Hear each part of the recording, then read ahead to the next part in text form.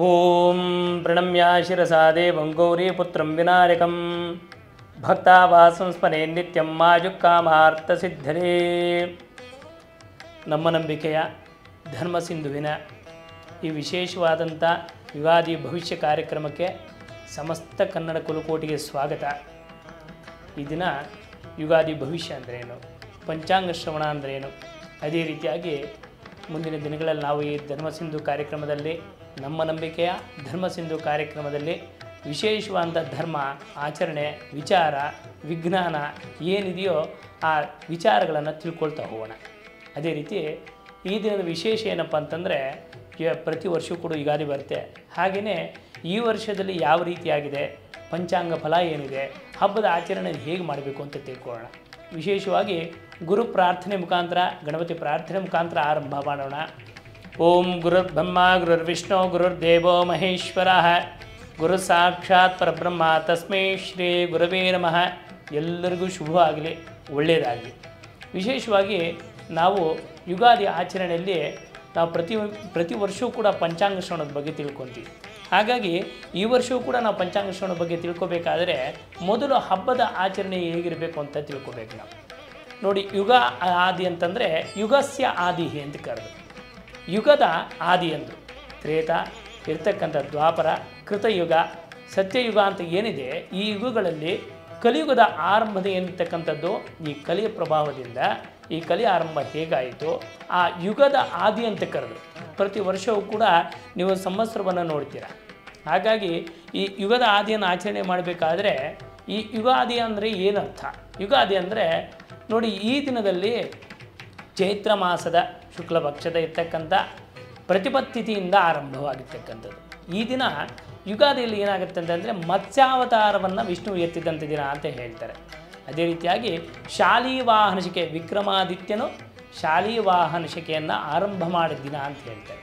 ಇನ್ನು ಮೂರನೇದಾಗಿ ನಾವು ಈ ಇರಾಕ್ ದೇಶಗಳಲ್ಲಿ ನೋಡೋದಾದರೆ ಅಲ್ಲಿ ನಾವು ನೌರೋಜ್ ಅಂತ ಹೇಳ್ಬಿಟ್ಟು ಏನು ಮಾಡ್ತಾರೆ, ನಮ್ಮ ಮುಸಲ್ಮಾನ್ ಬಾಂಧವರು ನೌರೋಜ್ ದಿನ ಆರಂಭ ಆಯಿತು ಅಂತ ಹೇಳ್ತಾರೆ. ಹಾಗೆಯೇ ನಾವು ಯುಗಾದಿ ದಿನ ಪ್ರಾತಃ ಕಾಲದಲ್ಲಿ ಏನು ಮಾಡ್ತೀವಿ, ಶುಭ್ರವಾಗಿ ಅಭ್ಯಂಗ ಸ್ನಾನ ಅಂತ ಹೇಳಿದ್ರು. ಅಭ್ಯಂಗ ಸ್ನಾನ ಅಂದ್ರೇನು ನೋಡಿ, ತಲೆಗೆ ಎಳ್ಳೆಣ್ಣೆಯನ್ನು ಹಚ್ಚಿಕೊಂಡು ಸಂಕಲ್ಪವನ್ನು ಮಾಡಬೇಕು.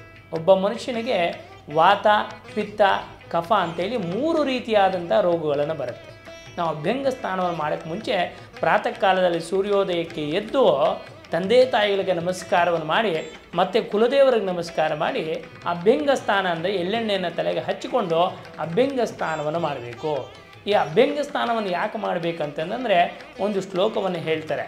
ಅಂದರೆ ಏನು, ಶತಾಯುರ್ವಜ್ರ ದೇಹಾಯ ಅಂದರೆ ನಮ್ಮ ದೇಹದಲ್ಲಿ ಇರ್ತಕ್ಕಂಥ ರೋಗಗಳನ್ನು ನಿವಾರಣೆ ಮಾಡೋ ಶಕ್ತಿ ಅಭ್ಯಂಗ ಸ್ನಾನಕ್ಕೆ ಇರುತ್ತೆ.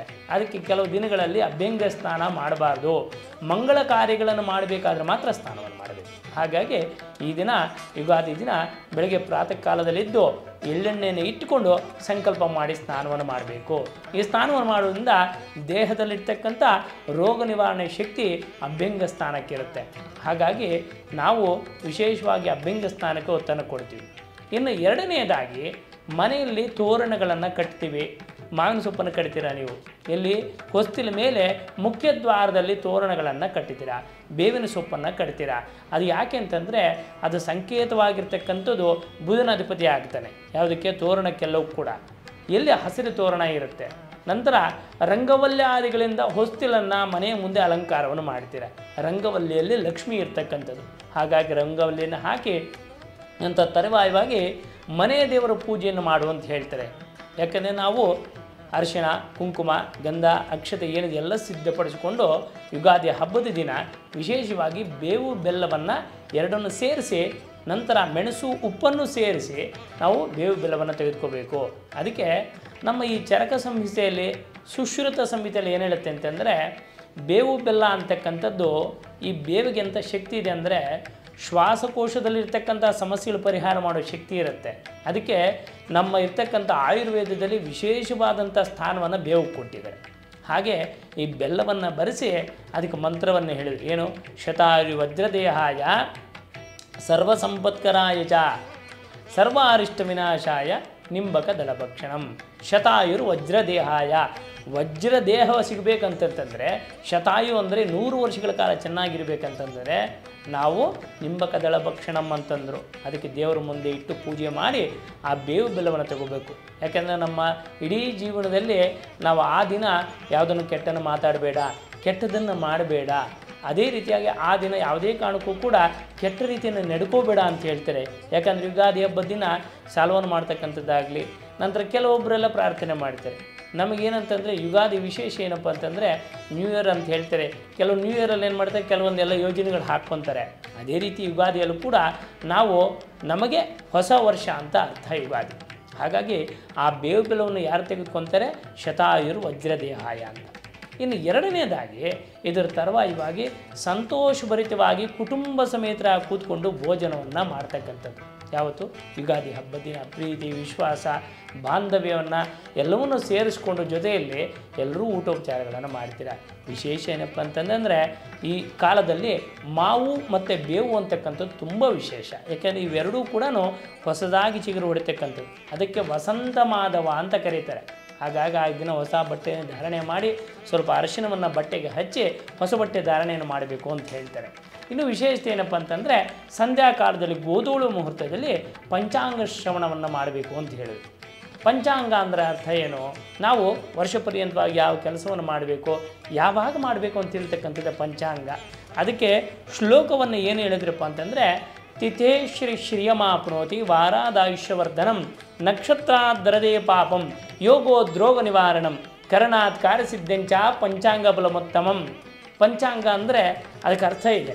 ತಿಥೇ ಶ್ರಿಯಮಾಪ್ನೋತಿ, ತಿಥಿಯನ್ನು ನೋಡಿ ಕೆಲಸನ ಮಾಡೋದಾದರೆ ಅವನಿಗೆ ಶ್ರಿಯ ಅಂದರೆ ಶ್ರೇಯಸ್ಸು ಉಂಟಾಗತ್ತೆ. ವಾರಾದಾಯುಷ್ಯವರ್ಧನಂ, ವಾರದಿಂದ ಆಯುಷ್ಯ ವೃದ್ಧಿ ಆಗುತ್ತೆ. ಕರ್ಣಾತ್ ಕಾರ್ಯಸಿದ್ಧಂಚ, ಅದಕ್ಕೆ ತಿಥಿ ವಾರ ನಕ್ಷತ್ರ ಯೋಗ ಕರ್ಣಗಳು ಇಷ್ಟೂ ಕೂಡ ರೋಗವನ್ನು ಯೋಗವನ್ನು ಎಲ್ಲವನ್ನು ನಿವಾರಣೆ ಮಾಡೋ ಶಕ್ತಿ ಈ ಪಂಚಾಂಗಕ್ಕಿರುತ್ತೆ. ಹಾಗಾಗಿ ಈ ದಿನ ಈ ವಿಶೇಷವಾಗಿರ್ತಕ್ಕಂಥ ಯುಗಾದಿ ಹಬ್ಬದಲ್ಲಿ ನಾವು ಆಚರಣೆಯನ್ನು ತಿಳ್ಕೊಂಡ್ವಿ.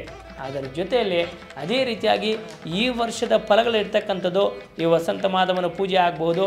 ವಿಶೇಷವಾಗಿ ಪ್ರಕೃತಿ ಆರಾಧನೆ ಅಂತ ಹೇಳ್ತಾರೆ ನೋಡಿ. ನಾವು ಹೇಗೆ ಹೊಸ ಬಟ್ಟೆಯನ್ನು ಹಾಕ್ಕೊತೀವೋ ಪ್ರಕೃತಿಯು ಕೂಡ ಅದೇ ರೀತಿಯಾಗಿ ಇರ್ತಕ್ಕಂಥ ಮಳೆಯಲ್ಲಿರ್ತಕ್ಕಂಥ ಮರಗಳ ಚಿಗುರೆಲ್ಲ ಹಳೆ ಎಲೆಗಳೆಲ್ಲ ಉದುರಿ ಹೊಸ ಚಿಗುರು ಬರುತ್ತೆ.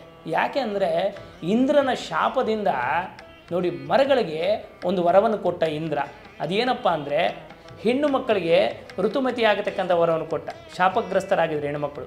ಎರಡನೇದು ಮರಗಳು ಒಂದು ಬೇಡ್ಕೊಂತು, ಅವನು ಶಾಪಗ್ರಸ್ತನಾದಾಗ ನನಗೊಂದು ವರ ಕೊಟ್ಟರೆ ನೀನು ಪಾಪವನ್ನು ಹೊರತೀವಿ ಅಂತ ಹೇಳಿದರು. ಯಾರು? ವೃಕ್ಷಗಳು.